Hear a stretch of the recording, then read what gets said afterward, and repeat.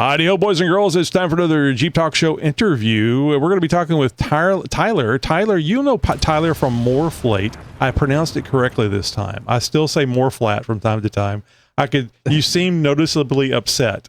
I called it MORRFlate. It used to be one of my pet peeves, but it's just like so many people do it now. And I'm like, I mean, technically you're not wrong. Our stuff doesn't flatten your tires, but it does let air out of your tires too. So, you know, as long as we're being thought of, right? That's the main point. And in the very professional setup I have going here, I did not turn on my lights. So I'm just going to tell everybody when things get brighter here all of a sudden, that's because of that.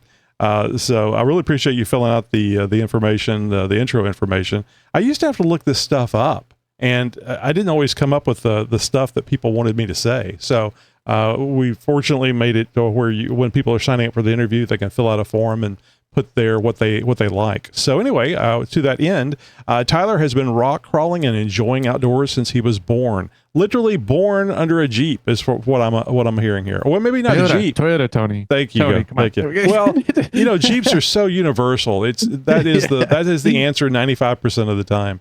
Yep. True. I'm picking a fight here. Living near the Sierra Nevadas, he spends lots of times on iconic trails such as the Rubicon. Oh, and I can't pronounce that. What is it? Fordyce. Fordyce. Okay, well that makes sense. Mm-hmm. Just if they had put an I in there, I would have had a better chance.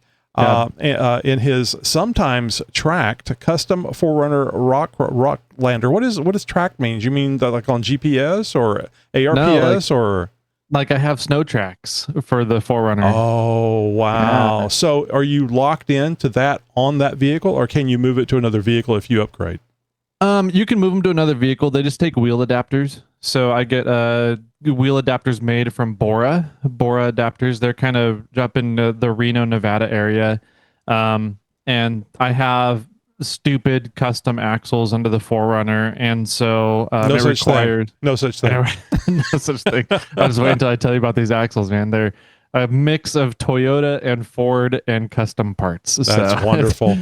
Did they look at you, adapters? Did they look at you funny when you go to AutoZone and you want a part for your axle?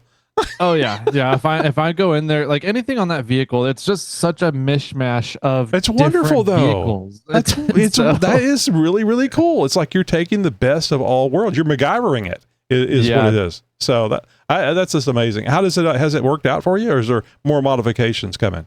It's working out great. It's at a really good spot right now where it'll drive 75 miles an hour down the freeway. It's comfy enough to drive, 8-10 hours if you want to in it.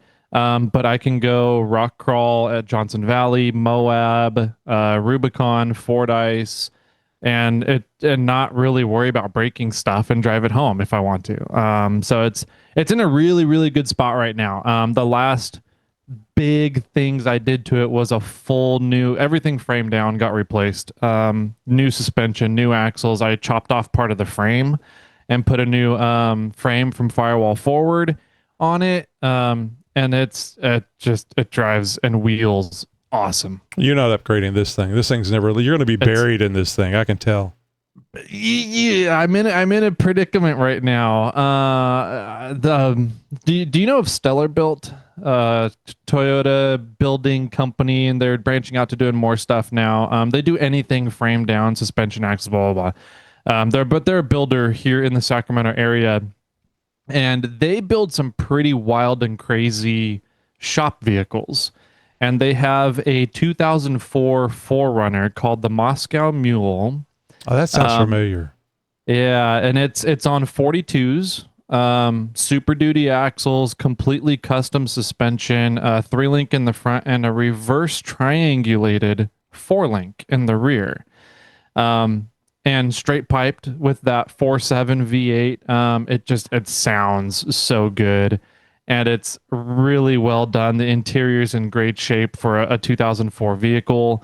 And so he's putting it up for sale right now. And so I have it at my house at the moment. And so that's how they get you. They let you drive it for the weekend. Yeah, exactly. Yeah. So I have it at my house. I ran errands yesterday with it all day long, and just driving that thing around it's not like driving an off-road vehicle like my 4Runner. Really? It's driving. You walk up to my 4Runner and you're like, okay, yeah, we're gonna go party, we're gonna go play. But you walk up to the Moscow Mule and you're kind of like, it looks really tame, but man, it sounds not tame. Mhm. And on 42s and Super Duty axles and 40 inches of articulation, you've got it can play just as hard as mine does, but doesn't really look it and doesn't drive it at all. It feels like you're just driving another vehicle. They did an awesome job with everything on that car. So I'm kind of like debating on selling my 4Runner right now, which is kind of crazy to think about. That's a lot of time and effort that you put into it. I mean, you do what you want to do, of course, but I think that's one of the hardest things for all of us, whether it's off-road vehicles or muscle cars. You put all that time, and there was a lot of joy and hard work in designing, and then the payoff that it actually worked. And 1,000%. Yeah. And then that's why I say that you're going to be buried in it, because you obviously have put a lot of time in there. I know that if I do sell it, I'm going to cry my heart out for like a month. But while you're driving around, exactly. Yeah. And then whenever I hit the accelerator on the mule, I just kind of smile and be like, "Oh yeah, that's why." That was an interesting 4-foot shelf I just climbed up. Yeah. Let's check the phone. Oh yeah. So, all right. So anyway, getting back to the intro, he dabbles in radios, trail maintenance projects, NorCal recovery volunteering, and off-road podcasts. Tell people what the off-road podcast is. I appreciate you here not plugging your podcast, but we people have to know about your podcast. Yeah, podcasting is fun. Podcasting is like my I don't know, release of stress. Being able to just kind of sit down and talk about off-roading, talk about outdoor recreation, talk about trail advocacy issues we have in the country right now. And just talking about off-roading. I don't know. There's something about it, just sitting down talking with your buddies about off-roading, that just kind of like relaxes the mind, and kind of disconnects you from all the shit you have to worry about with owning a business. I mean, a lot of people go off-roading not only to do the obstacles, but also to sit and have conversations with people, which 100%. Which is basically the same thing that you're doing on the podcast. You're just out there and have to worry about audio quality and speaking to the mic. Damn it! Yeah, exactly. Yeah, but it's minor once you get going on it. So so it's a snail trail, because damn it, you didn't say it, so I got to say it. What's the name? Snail Trail 4x4. And so yeah, we have 3 episodes a week. We kind of do a Monday episode, which is what we kind of call our infotainment episode. We like to cover either an interview from somebody in the industry, news segment of, something that's happening in the off-road industry right now. Like something that just popped up and was brought to my attention this morning is Johnson Valley. There's a military base that kind of shares the OHV area for Johnson Valley called 29 Palms. And they have been slowly encroaching and trying to reclaim the OHV designated areas for a while now, ever since kind of Johnson Valley got designated as OHV by congressional designation. 29 Palms has been trying to get it back. And so they literally split the area in half. The OHV community said, yeah, we're big advocates of military, as the OHV community typically is. And we understand that the military needs space and area to do training exercises and be ready as a military. And so the OHV community gave up half of Johnson Valley, that's OHV great. area for the 29 Palms. And then 29 Palms has now started moving up their training dates in to get closer and closer into King of the Hammers, and which if the military has a training exercise out there, then King of the Hammers is not happening. And so they I was just going to ask if that was going to affect King of the Hammers. 100%. That's amazing. That's going to hurt some people's people financially.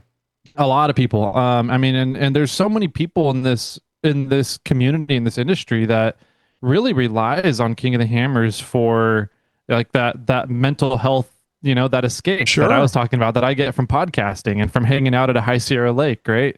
So it's really is a shame that they're trying to do that. But the big thing that they just did that they're trying to do is take over the airspace. So the OHV designation is technically for the land. Right. And no being a drones military or helicopters. And yeah, so if there's no drones and helicopters, there's no filming. There's no filming of KOH. There's no live This streaming of doesn't KOH. sound American to me. I mean, I love the military, but damn it, what about all that land you got around Area 51? I mean, come on. Right. Oh my God. I just watched a Netflix series on storming Area 51, the big movement that happened, I don't know how many years ago. Right. Crazy Netflix series on it. It's hilarious. But, yes. yeah, I mean, it's kind of one of those things, if you take away the airspace, there's no live streaming for KOH, but also the big concern is there's no medivacs for anybody that gets themselves into a really bad situation in Johnson Valley. I didn't think about that. Yeah. Yeah. So it's a really big concern. There's a big link. Shannon Welch, who's a big time administrator for KOH and deals with a lot of kind of legal issues and permitting issues, stuff like that. Just put a big post out on, I want to say it's the KOH Facebook group page, with a link for public to give public comment to 29 Palms about this decision and how it's going to impact recreation in the Johnson Valley area. I think there's going to be a lot of people screaming about this. There should be, yeah. So that's disappointing, and I'll just say, I mean, I love the military. I want them to be able to defend us. But I think the next time they ask, can we have some of that land, is like, I just want to say no. Right? Thank you for asking, but no. Because, I mean, obviously, it's like, okay, thank you. Now we want more stuff. We really want to screw it up for the people. Yeah, it's like, where does the line draw? Like the big collaboration, or I guess not necessarily collaboration, the agreement that was done in order to make the symbiotic relationship between 29 Palms and the OHV community out there was splitting the area in half and letting 29 Palms have complete access and keeping users out of the OHV area that we handed over to 29 Palms. And it seems like they're not stopping there, and they're going for more and more. So, there has to be a point where it's like, dude, this has to be sustainable. Like we want to work with you guys, but come on, work with us too. It's I don't know. So we need, and we may have people in Congress that are off-roaders. I would hope so. We need to find those people and not necessarily call them out, but bring them out and get their opinions on this type thing. I mean, they may not even be aware of it. I mean, they may be King of the Hammers fans. And could you imagine as a congressman and all the, you're ready to tune in? What? What? There's no drone views. There's no helicopters. Well, why didn't I know about this? So, yeah, it's definitely Blue Ribbon Coalition is informed about it. And they would know. They're drafting some stuff, and they have a lot of connections. They're awesome. They're our top lobbying organization for the off-road community and outdoor recreation access in general. And they've done a lot of really cool things with Congress and with federal legislation nationwide over the past few years. So they're on top of it. They're looking at ways to attack it and who do they need to get involved and informed about this whole thing. So, yeah, I mean. But honestly, I'm sure that the military, a lot of them are off-roaders, whether they have an off-road vehicle or not. They have them by the military, and they know how much fun, they know how much fun it is to go off-road. Yeah, we seem to have a lot of military people in the OHV community, so it's kind of like, I don't know, just meet us eye to eye here. I don't know. Yeah, exactly. Well, and I'm serious. I mean, if you're not going to play with the rules, and they may be saying, oh, we could have taken the whole thing and not asked. And that's possibly true, but if you're asked, just say no, and then you take the whole thing, and let's see if it just we'll go down that road. if the people just get really upset about that heavy-handed method. All right, so in 2015 he started making these neon green hoses. I've always thought they should be red.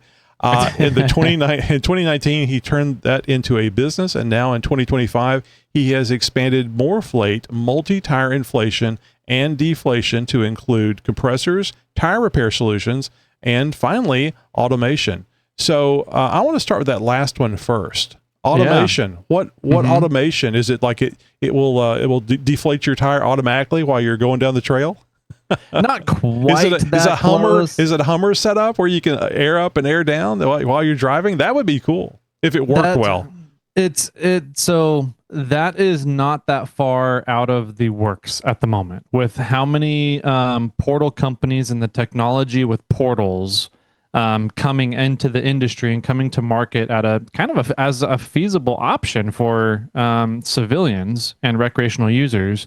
CTIS is not really that far out of being a very happening common but thing. isn't it something else to break? And I mean, you drag it across something, and now you're gonna have a major issue.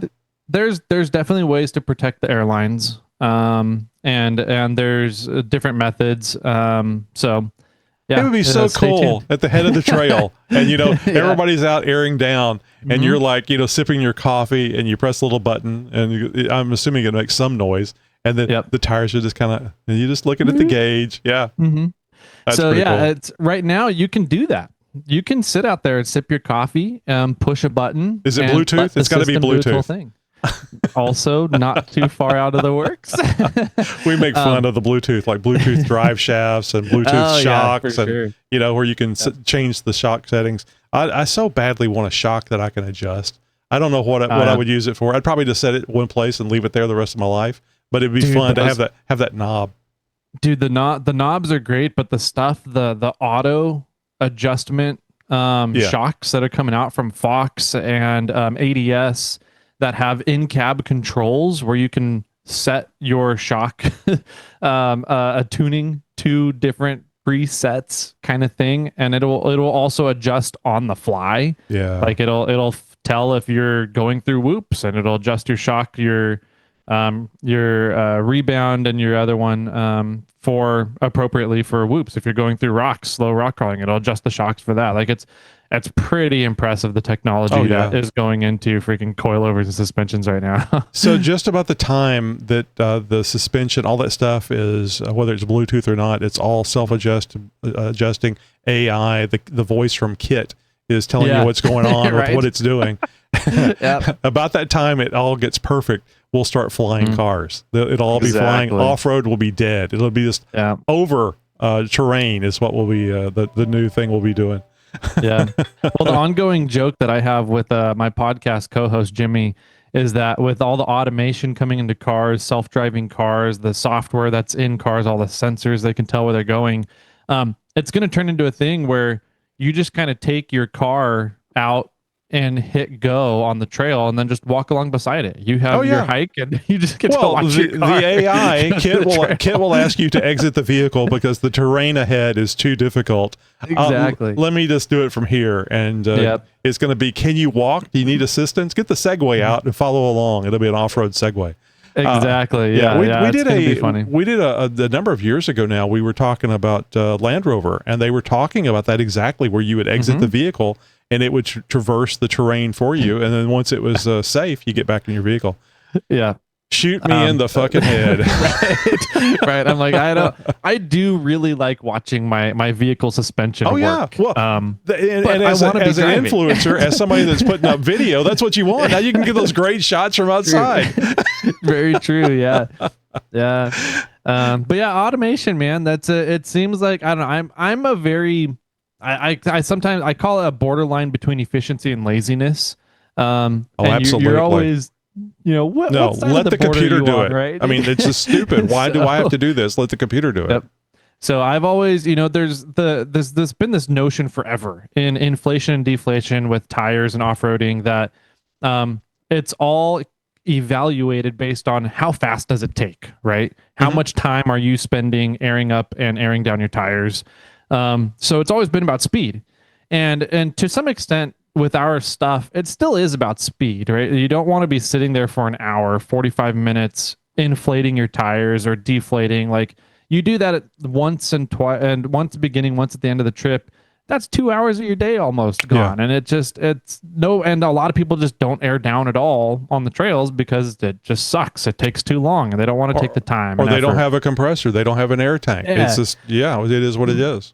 So with the cool thing about automation is, our stuff is still fast, but the time it takes to do it is no longer really relevant, because it's not your time, right? You can do other things now. You can go That's a through good your point. recovery gear. You Yeah. can respool your winch. You can put your sway bars back on. You can, there's so many, you can make a sandwich and have lunch. You can go fishing while the air system's doing its thing. It's not your time anymore. So you just set you have to, spend a little bit of time deploying the stuff because it's all portable so that you can move it between vehicles, all the portable stuff. So you spend a couple minutes maybe in the deployment and teardown and putting it back in your rig, but otherwise you just dial in your target pressure, hit go, and then you can do anything else you want. You can go, if you're in a snowstorm or it's storming outside, you can jump back in your rig and be nice and warm and toasty while the air system does all the work.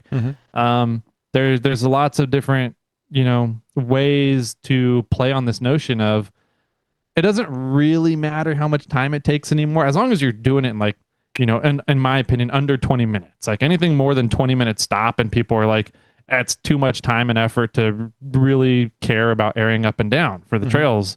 So as long as you're under 20 minutes, like who cares? You get your time back to do other stuff now. That's the cool thing about automation. I'm really glad that you mentioned this because we have several Jeep Talk Show listeners and team members that have your MORRFlate system. They love it. I think John Lee was having an issue with something freezing up on him because of the compression, decompression nature of how that physics thing works. But they really love it. And I always say, but have you looked at it from the time it costs you and the time it saves you? Because you have to pull this thing out, you got to unspool it, you got to hook everything up. I mean, I know it's quick connect. Everything I'm sure is quick disconnect. And quick connect. And that's exactly right. And I never thought about it, but once it's up and operational and filling up your tires, you can do something else, which includes nothing, just standing there. Yep. Yep. Just sipping your coffee, talking to your buddies, whatever you want to do. One of my favorite things is to grab the manifold breakfast burrito off of the engine block and have some breakfast while I'm deflating for the trail that day. I don't know. So, does that thing work like a microwave where some of it's cold and some of it's hot? Definitely sometimes. Yeah, I can imagine. Yep. But so that's really, really cool. Now let's go back in time a bit. I remember us talking about this stuff. It was very, very fascinating. Obviously, the reason why you came up with the MORRFlate system was that you needed to air up your tires, and you didn't like going from tire to tire. Don't let me put words in your mouth. I'm just assuming you don't like going tire to tire. Is there a way I can just do this? And you're not the first person that has come up with the idea of doing multiple lines. But I think what the big deal for what you're doing is you came up with a compressor that was capable of putting out enough CFM to actually do this in a timely manner. Yeah. So the big thing that I did, I started MORRFlate with just the hose kits, right? I'm 6'4". So when I squat at a tire, my knees don't want to extend back out when I get up, right? So having to do that 4 times and squatting at a tire for 2 to 5 minutes at a time for deflation, inflation, etc. Yeah, because you have to bend over and hold it or squat like what you're saying. It takes a long time. Compressors are nice, but they're not fast. Exactly. And so I created the 4-tire hose system. And there was other people out there making these. There was DIY designs out there with parts lists you can get on Amazon at your hardware store. But they were all using really not user-friendly parts, like rubber PVC hose that degrades in UV, freezes up in cold temperatures, and it's unwieldy. It'll kink over time. That they were using hose clamps and that they stab you and poke you and cut you. The air chucks has been one of those things. I never realized how bad air chucks are in this world. And there's really no great options for air chucks. So we ended up having to go and design our own air chucks. But like, it was just a combination of all of that. And how do you make something that's super user friendly, that's going to last a long time? And kind of once I got the formula down for myself, which took 5-6 years of just trying a ton of different parts, friends started asking me to build them for them. And then I was like, okay, well, cool. Here you go. Ooh, testing. Pay for the parts. I'll put them together. I don't care. Yeah. And it totally grew from there. And then COVID hit, and everybody was just, all we had to do was go outside. And so it was kind of right place, right time, with a good thing that turns out a lot of people really like convenience and simple solutions to annoying problems. Yeah, absolutely. So upon doing that, though, that was my main thing. I was like, I'm never going to do anything more than these hose kits. It's a side gig for me. And I realized pretty quickly, I was running twin ARBs in my crawler at the time. And you realize that as you start hooking up one tire, the ARB kicks on because the pressure releases and it turns on and starts putting air into that one tire.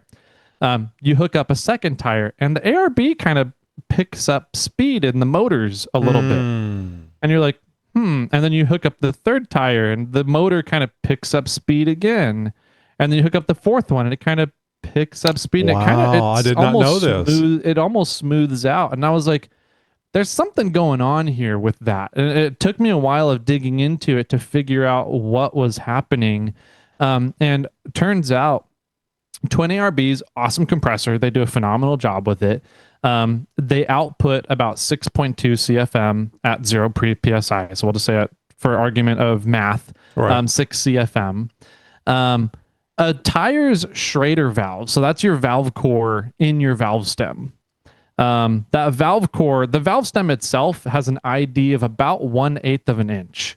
And then you put that valve core, that Schrader valve, into that 1/8 of an inch thing. And now your pass-through orifice that air can pass through is around 1/16 of an inch, maybe a little less. I was going to say it's probably half that. Yeah, that's not much. It's not a lot. And so that orifice can only pass about 2 CFM of airflow through it because it's so restricted.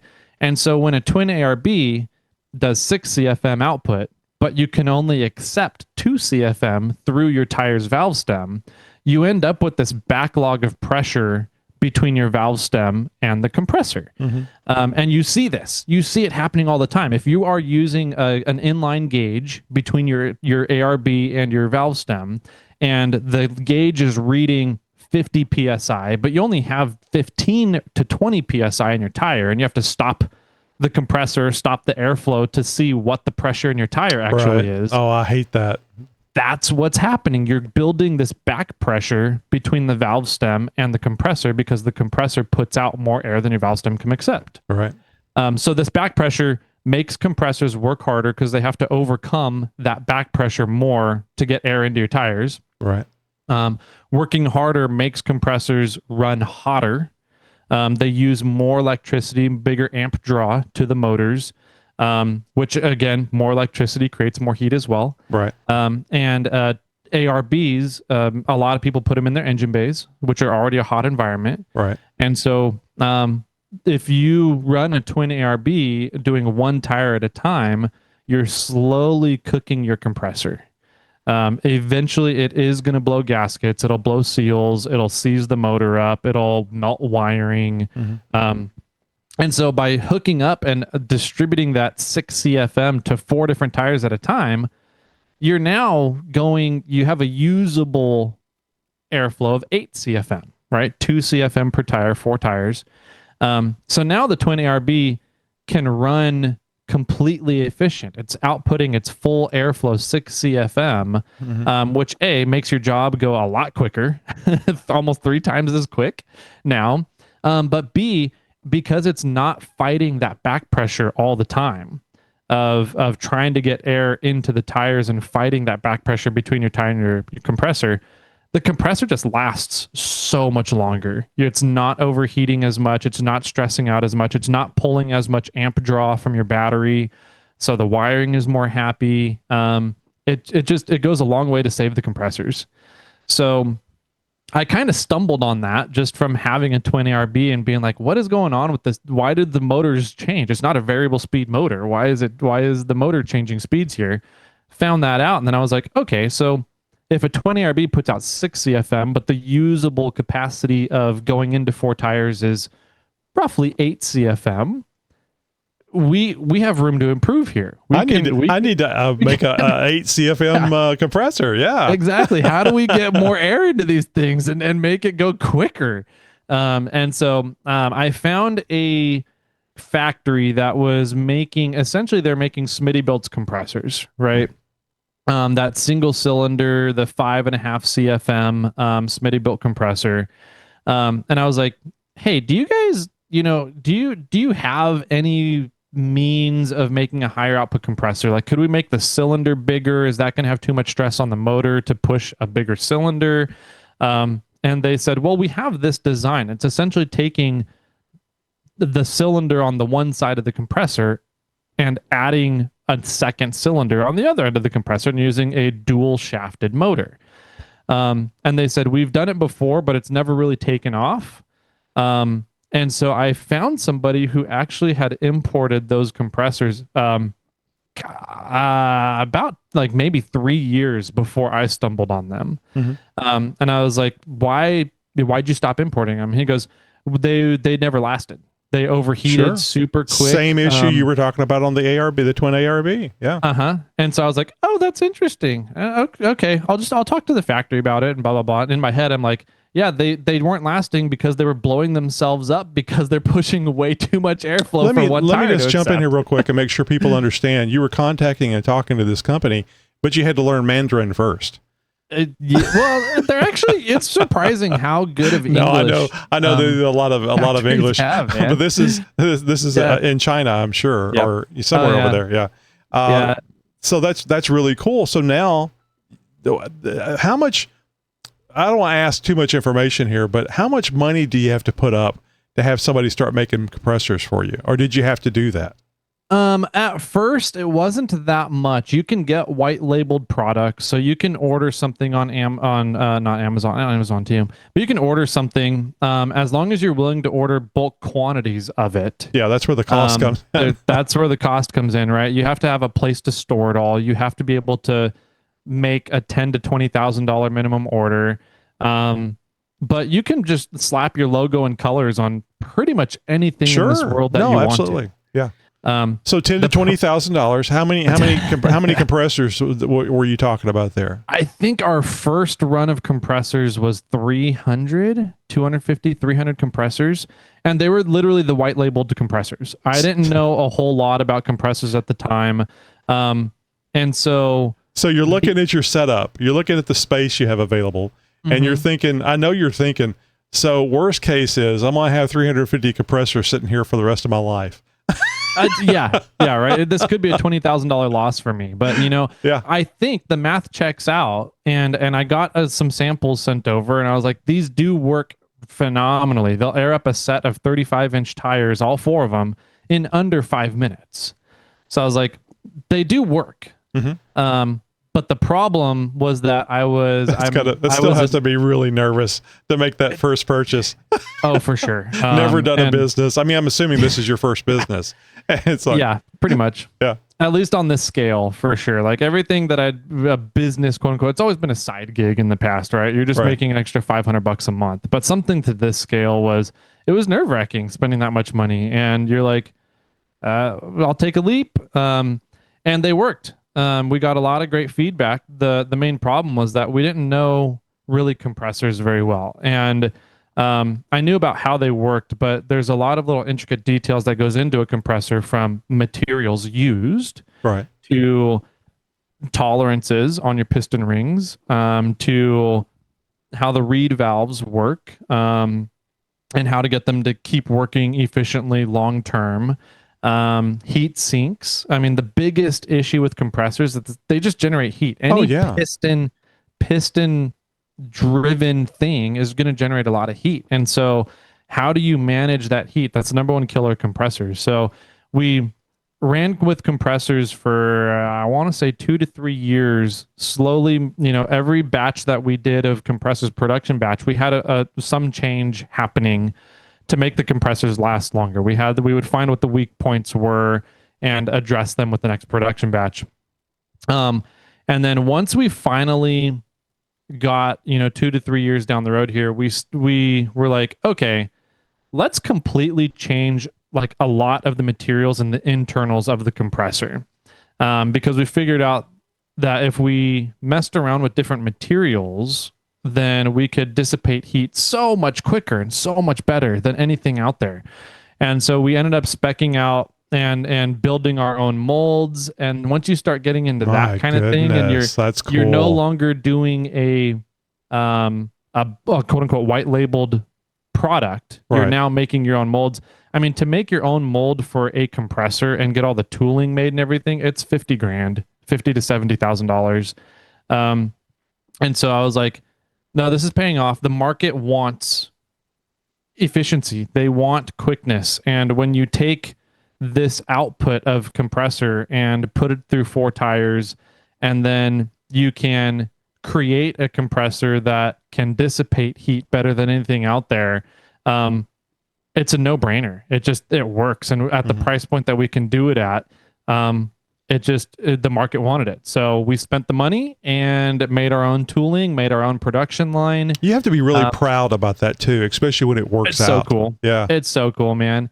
So like, yeah, there's a lot that goes into running a business. There's a lot of, your time is committed to the business and you have to give up your time in other places, but being able to kind of take an idea and really change up an industry with it, that's priceless, man. It's so cool to do. So that's what we did with our Gen 2 compressors. I don't know how you look at it, but that's kind of the way I look at the podcast, is because people are taking their time to ingest what you're doing, and people are taking the time to buy the product that you developed. And I'm sure it was your team, you and your team.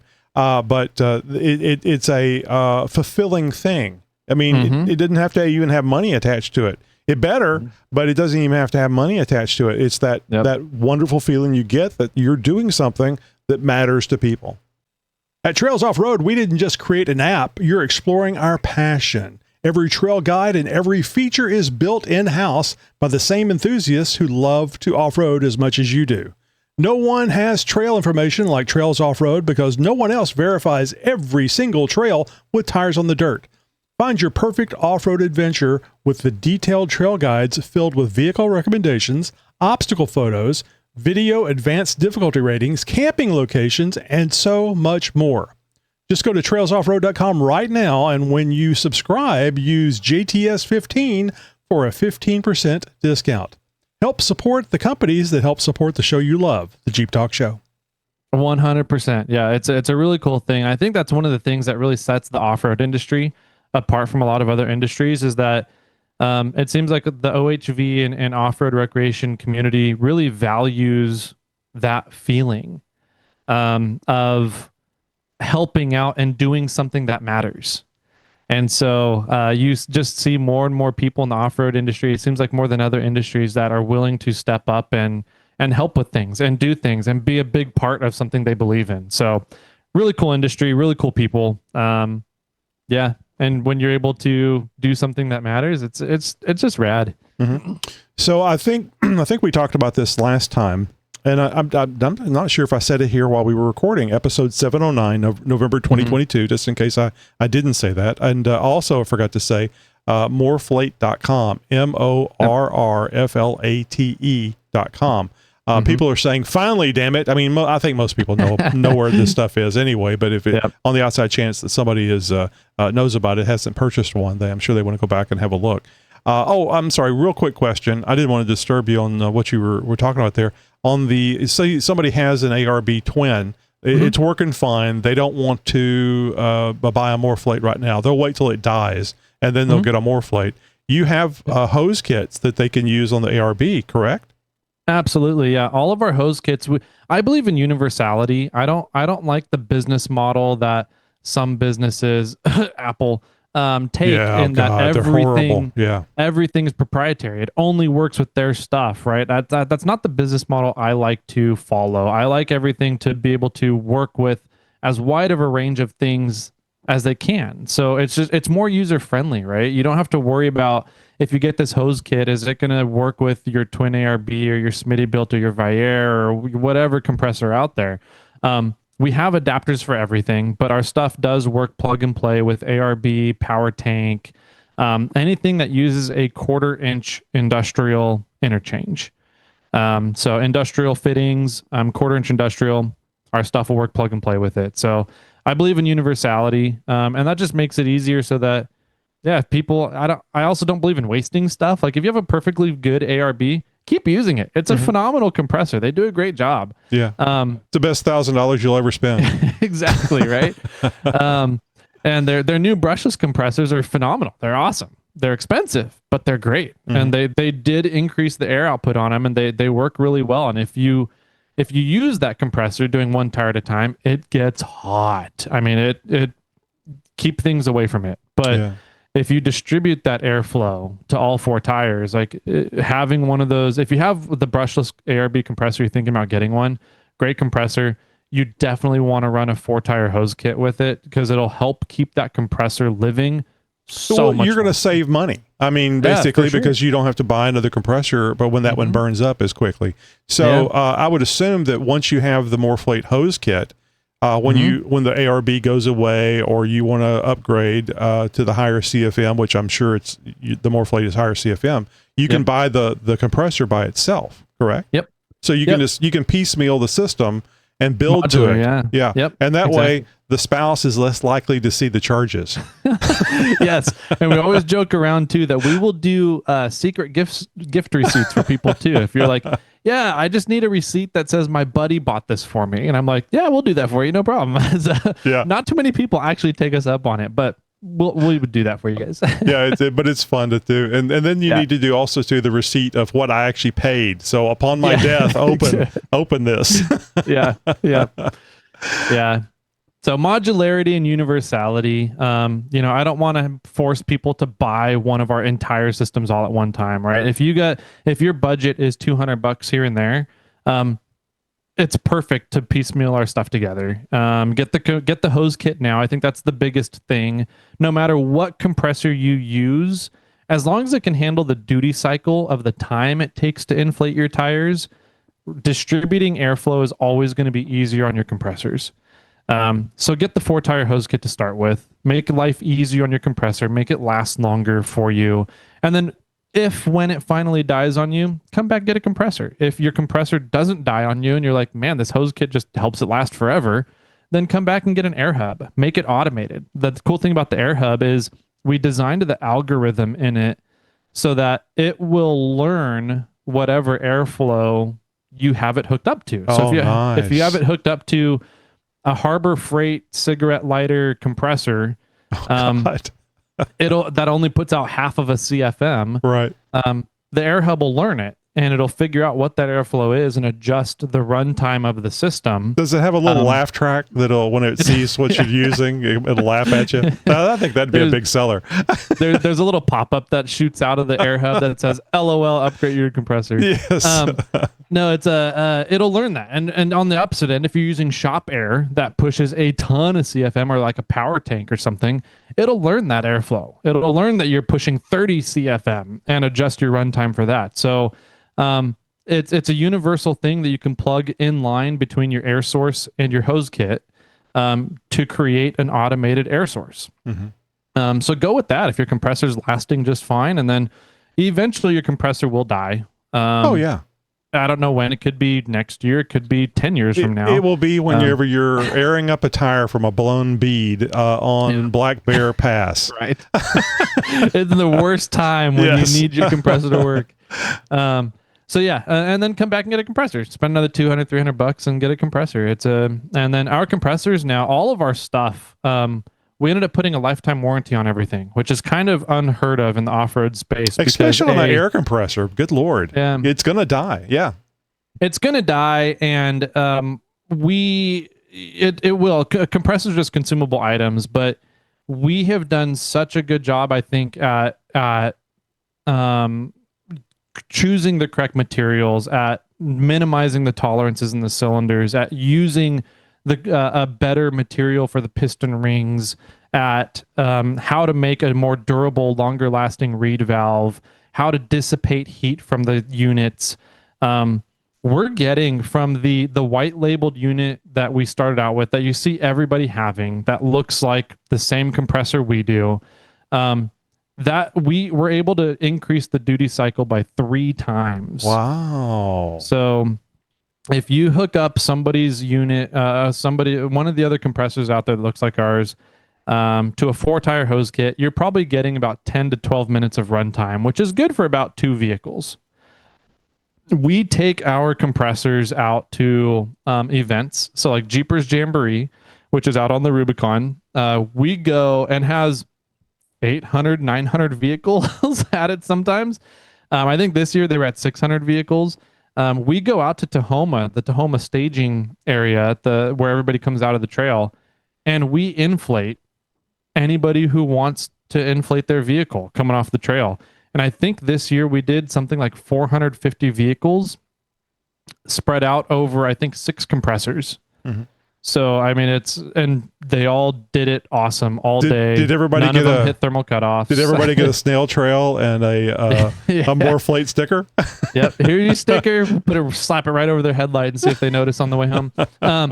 No, it's the compressors they're lasting. We did the math. We did the engineering. That has to make you feel so good too that you actually did the work and it pays off. Let me ask you this, and I don't want to hear who's doing it because I don't want to send somebody to another vendor.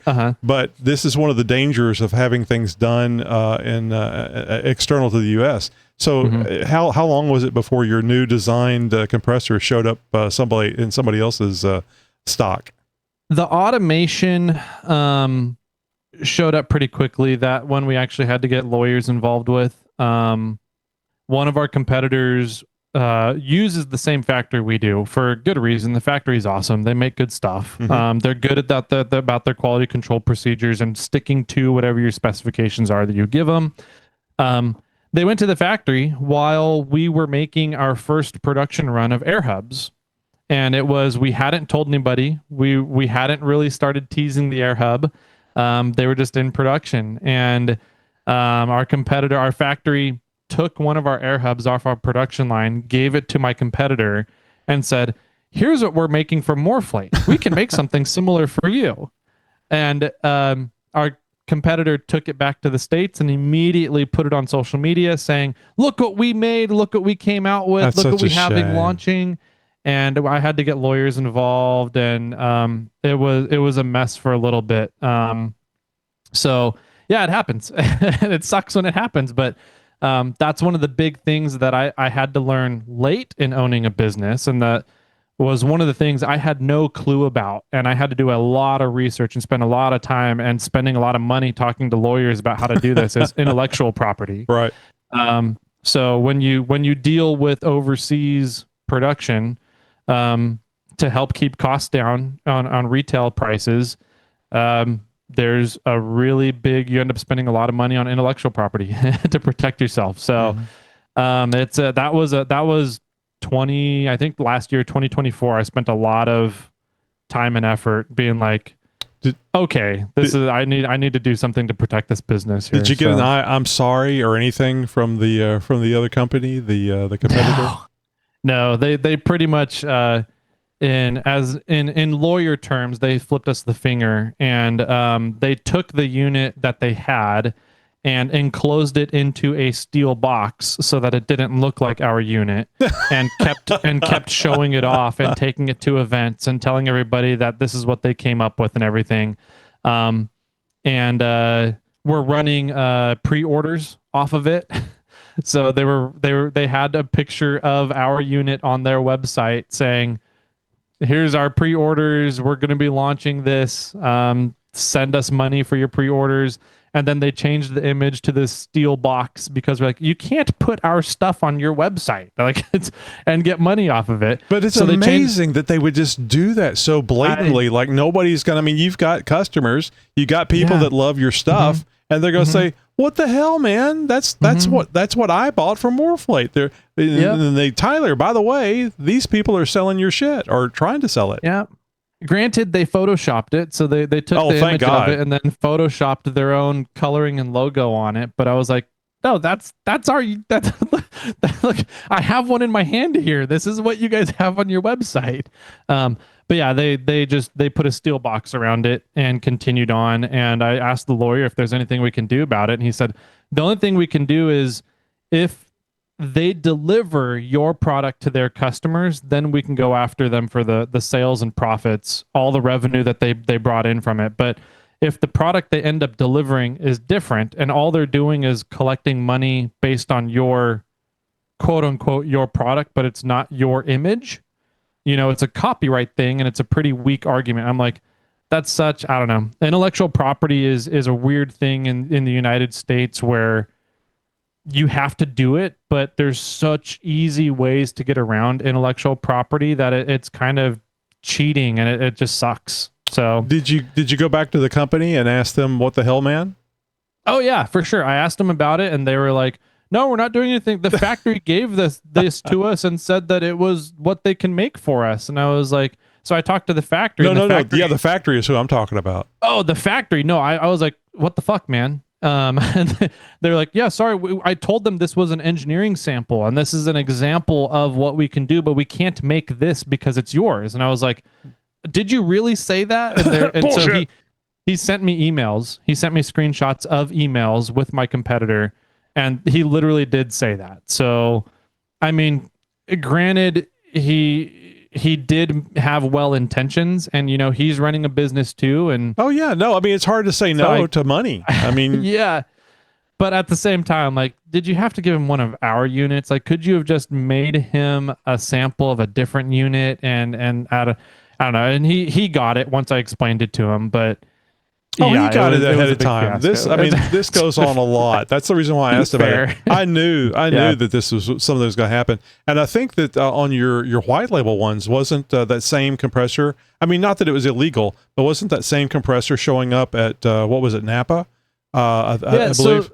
Yeah, that was the white labeled one, and that was just, Napa and I'm actually not sure who launched that compressor first in the United States, if it was Napa or us, but Napa has a way bigger buying power, way more storage space, so they had way more of them than I did. My little 300 run of compressors, I sold out quick, and Napa had more inventory, so they kind of got credit for being first to the market because they had inventory longer for people to keep ordering. Sure.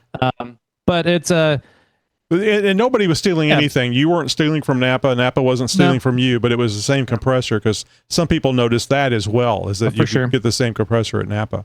And it was the exact same compressor, different color, different logo. Mm-hmm. And it wasn't until our Gen 2 compressors that came out, and those ones you can tell easily by a stainless steel hose output on them. That compressor is a very different compressor internally. It uses different molds, a different production line from pretty much every other compressor out there that you'll see. And so that's the one that is our specification compressor. It is very different from every other one. I think you were smart doing that. Let me ask you this. We're getting long on this interview, but it's really interesting. Knowing what you know now, because basically you've gone from zero to a full-fledged profitable business. Yeah. What else would you have tried to do? Knowing the process. Knowing the process, that's a good question. I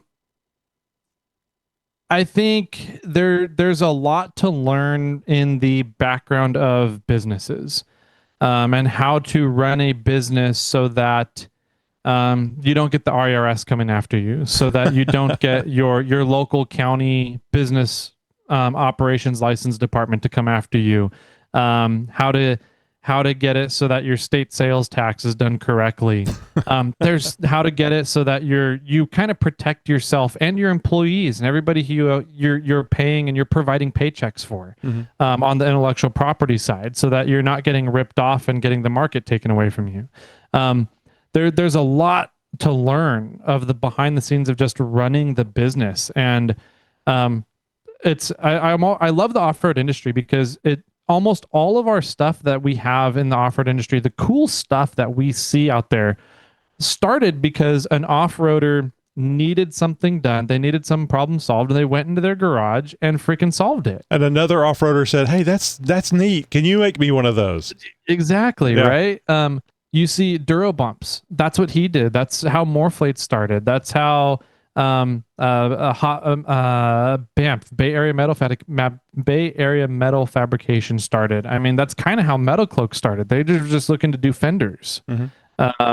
And so you see really cool ideas, really cool products come to market, but then the business after 2, 3, 4, 5 years kind of fizzles out because there's so much more to making a business sustainable in the long term that off-roaders are just notoriously not good at, because it has to dealing with government agencies and keeping books good, and making sure that your bottom line is sustainable. Right.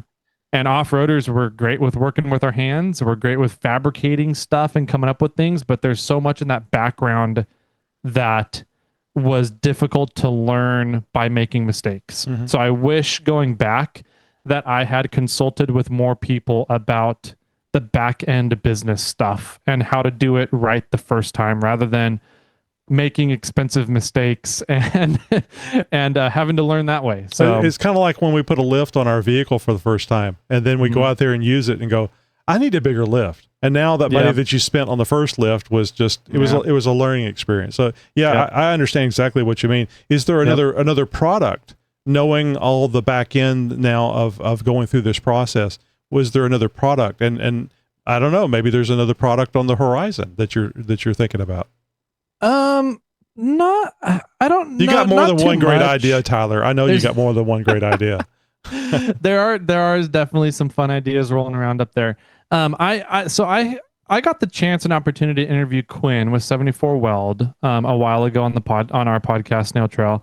And he said something that really resonated with me, is he has no interest in ripping off other products in the off-road market. Mm-hmm. He's got the knowledge, he's got the know-how to create some really cool stuff and apply his production facility to some rad things in the off-road industry. But he's like, axles, Fusion makes great axles, Spider Tracks makes great axles. They do an awesome job with it. I don't have any reason to try and compete with them and make their product better or anything. They do a good job with that already. He goes, other stuff out there, if somebody already has a great product, I have no interest in competing and trying to rip off their product and gain their market share and follow their coattails, kind of thing. Right. He wants to make cool shit because nobody else is really making it, or nobody else makes it well. And I'm kind of like that resounded with me. It resonated. And so other products, we could make those screw-on tire deflators, the Stawns, the all tops, the other things. I'm like the Coyote deflators. But those companies already do a good job at those. I've looked into them. I've bought those and tore them apart and reverse engineered them. And I'm like, there's not really much improvement you can make to these. So I don't, those companies have a good product, let them do those products. So when it comes to our stuff, we're definitely trying to make tire management easier for people. So the fun thing about the way my brain works is I'm not just a mechanical guy. I love electrical stuff as well. Mm-hmm. Oh, we didn't even get into the radios. We didn't get into the radio, yeah. the nerdy stuff, right? So if we can take electrical technology and add it to something so mechanical as an airflow through a tube into a tire, that's really what kind of is interesting me right now. So there's definitely more that we can do to make tire inflation and deflation easier. I think you just mentioned something that I was waiting to talk to you about the actual the constriction point, the tire valve. Because that seemed to me that would be a perfect thing for you to make, is something that you can get more airflow through a tire valve. It would be proprietary because nobody else would be doing it, I would assume. But that would be really cool, where you could actually get more of that CFM from the compressor and maybe even come up with another compressor. Oh, and it hits me too that because of the stealing that goes on in the industry, that forces companies like you to innovate and make things better. For sure. And that because you have to come up with something, okay, that's old, that they're selling our old stuff. Here's the new stuff. And it's a game that has to be played. It's almost like the radar detectors and the radar guns the same company made both of them. Yeah, right. Yeah, exactly. There's definitely a lot to be said about how capitalism works in this country, and the cool thing that comes out of competition. Yeah. And having a competitive market. I'm a big fan of competition. Like I talk down on one of our competitors, one of our main competitors, because they do it in such a way that it borderlines on theft. They're not really innovating anything. They're just copying other things that get done. Whereas another one of our competitors, they're actually doing different things. They're trying different stuff. And I'm like, that's cool. I like that. Yeah. Like, keep doing that. I want competition in the market, because competition drives ingenuity. It drives innovation. And there's a lot to be said about having competition and striving. Then you really find out which companies out there are the ones that really care about the products that they make and the things that they're doing, because they're going to be the ones that are going to be innovating. Yeah. You know, this is almost like politics that you should never talk about. You mentioned Apple earlier. I can't stand Apple. If you're listening to us or watching us on the Apple device, you know, God bless you. You do whatever you want to do. But I don't like Apple for the reason that you're talking about. Everything is proprietary for them. And I understand it's like the great philosopher Steve Barton once said, it's a profit deal.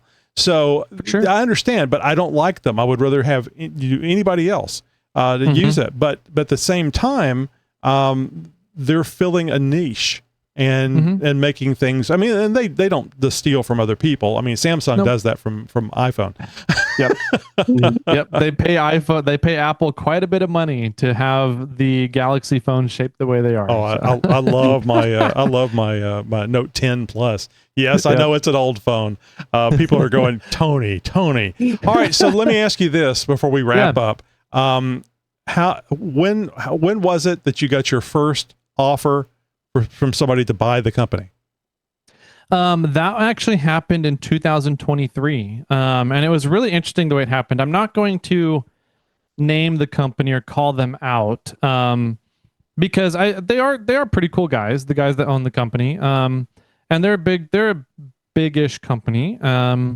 They do some good things. They do a lot of things I don't agree with, though. But the way that they approached the buyout was, hey, you need to let us buy you out, or we're going to take you over your market and kick you out. Goodness.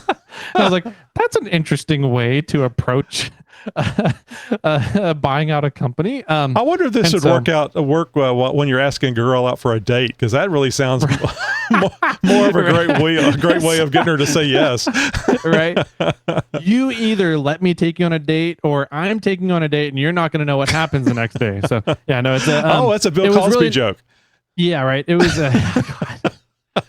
it was a big eye opener, because technically they were right. I didn't have a lot of intellectual property at that time. I had the name MORRFlate protected, but nothing that we were doing was really protected, because naive little me, I'm like, off-roaders are pretty stand-up-ish people typically. Right. And I would hope that anybody that's trying to, do business in the off-road industry is typically off-roaders themselves, and they'd be like, yeah, we're not going to steal other people's ideas and just, run with it. But this company is not that company. And I think a lot of companies are like that, frankly. And the reason why I asked you about this is that I hate when somebody comes up out of their garage, they come up with something. It's a great product. They employ people. They're doing the small business thing wonderfully, great customer service.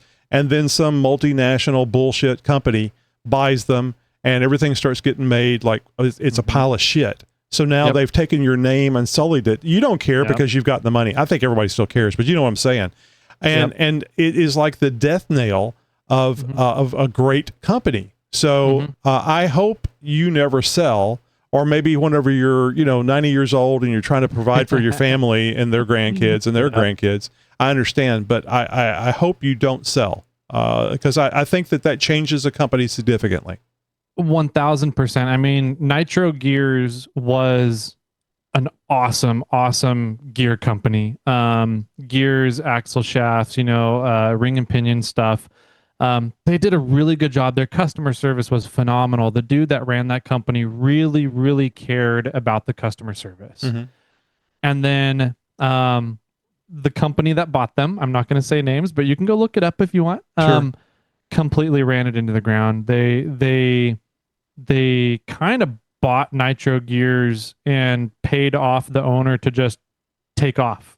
Usually when you buy a company, the owner signs a contract to stick around for 1 to 2 years to help that transition and help train the new owning company on what is the philosophy of this company, what made it great to begin with, and how do you carry that forward. And if nothing else, just a figurehead, so it looks like it's going to continue on in the same vein, the name that it's made. Yeah, exactly. But they didn't. They paid the owner to take off and leave it, like a light switch. And the new company kind of drove it into the ground, and they couldn't fulfill orders for upwards of a year. I mean, you literally ordered something and they'd give you a back order date a year out, and you're like, what?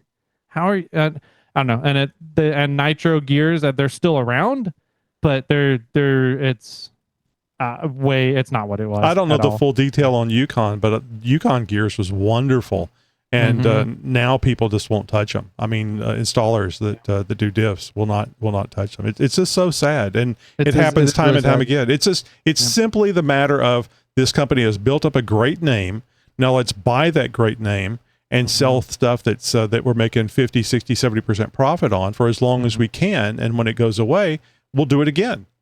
Yep. So yeah, I've had, anytime I see an off-road company, or like I'll have friends that have, small product ideas that are being successful, and they'll be like, hey, I got an offer to sell the product idea. And I was like, who's buying it? Who is funding the buying? That's what I would have the biggest concern. And if it's anything like John and Jay's investment firm or a conglomerate of investors, stay away, in my opinion, for the off-road industry. The off-road industry is too grassroots driven. That buying company, or it's typically going to be a holding company that's holding brand assets. They don't care about the product. They don't care about the industry. They just care about the bottom line profits, and that's what they're going to focus on. That's what happened to 4Wheel Parts. 4Wheel Parts was sold Greg sold it to Transamerica. Transamerica sold it to so-and-so to Polaris, so-and-so to Wheel Pros. And Wheel Pros is essentially dissolving 4Wheel Parts before Greg bought it back again, full circle. But as it changes it's hands, a profit deal. That's cool. Oh my God, dude! Let him run it into the ground, and I'll buy it back, and I'll make a good profit exactly and have a vacation at the same time. Yep. Yeah. Kudos to Greg for being able to buy back what he sold for percentages of a cent on the dollar. I know what you assholes are going to do. Yeah, I'll sell it. Yep.